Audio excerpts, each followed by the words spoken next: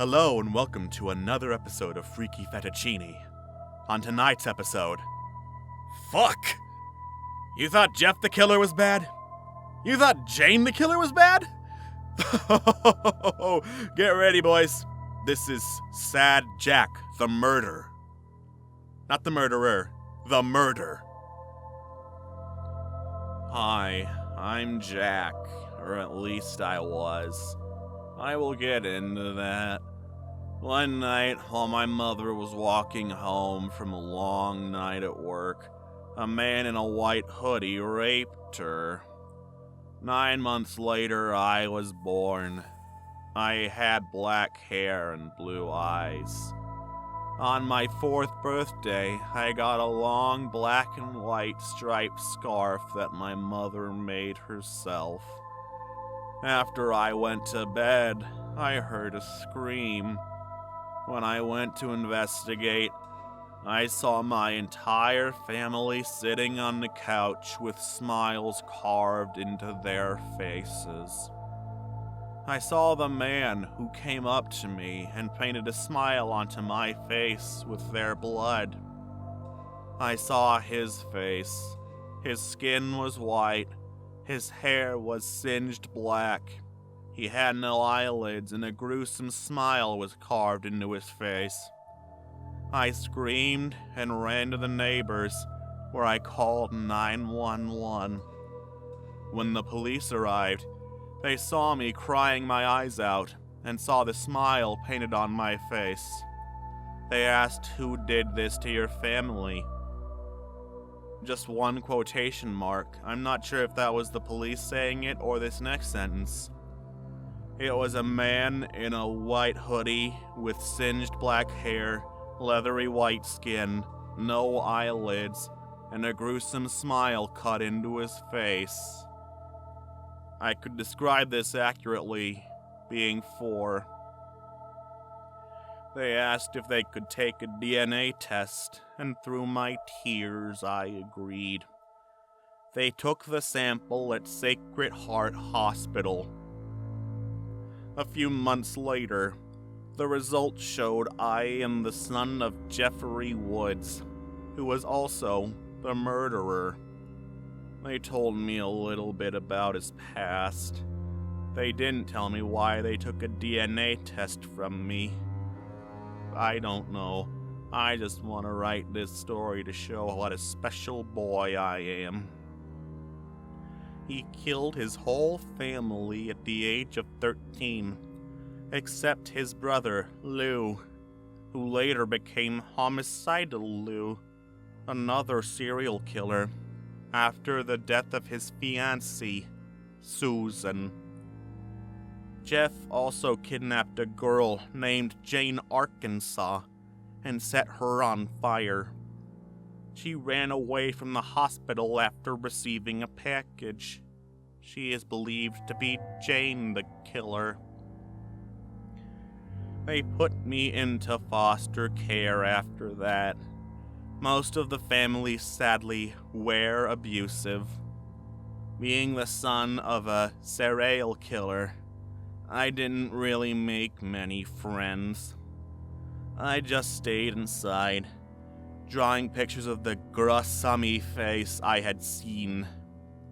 In my teen years, I got interested in a song I listened to over and over.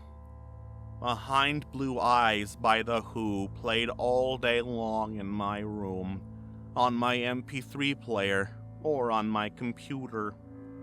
It was the constant sound in my ear. I did make one friend, but I guess like me, he became a monster. Like me, he only kills a certain type of person. He goes by the name DNA Killer and wears only a mask. He is not a proxy. That's all you need to know for now. I had to move, leaving my only friend behind. On my 16th birthday, the 12th anniversary of my family's death, I woke in a cold sweat. I felt a cold liquid being poured on me and tried to move, but I was duct-taped to my bed. It was cold bleach on my skin, and Jeff was standing over me, laughing in a way only a mad man can laugh, and holding a box of matches in his hands. As he lit a match and said, "Go to Kip!" I screamed. My family rushed in and put the fire out, then rushed me to the hospital. A month or two later, I was released from the intensive care unit. My skin was white, my hair was patchy and thin. My once sapphire blue eyes, the iris was black and the pupil solid blue. And I do mean solid. I could still see, but the colors were only black, white, gray, and blue. A few more months passed until my hair grew back. During the therapy, I was getting better physically, but mentally, I became even more anti-social. My only friend was gone, and the one song I listened to all the time still played as an echo in my mind. I really hadn't smiled since I was 4, and I doubt I will ever smile again. One December night, I finally cracked. I wanted revenge against Jeffrey. I went into the bathroom with a knife, needle, and thread, and eyeliner, and a hair clipper. I plugged in the clipper and shaved off most of my hair, leaving the bangs which covered my face. As I took the knife, I slowly cut a frown into my face, the pain making me cry some. As the eyeliner dripped, I stitched a crisscross formation onto the frown, stitching it so you didn't see the open wound. This hurt and made me cry more, and the eyeliner ran further down my face. As I put on my blue and black striped shirt, I pulled on my black hoodie, pulling the hoodie over my head. I ran to the closet, putting on something I hadn't touched in years. I wrapped the scarf, the only thing left from my family, around my neck. How fitting, all I was is black, white, and blue, since these are the only colors I saw. I wrote in blood on the mirror, "Goodbye." I grabbed 2 serrated knives with holes in them, and my backpack, and a red heart pin, and frowny face. I also grabbed a can of black spray paint, and put one of the knives in the pocket of the bag, rushing into the night, KNIGHT. Standing next to the grave, I made this vow to my mother and my father. I will avenge you. Brother, sister, I will avenge you as well. Go to sleep, Jeffrey. I will kill only one, and you will be the one. I know what you all are thinking. Forgive and forget. But because of Jeffrey, I am now a monster.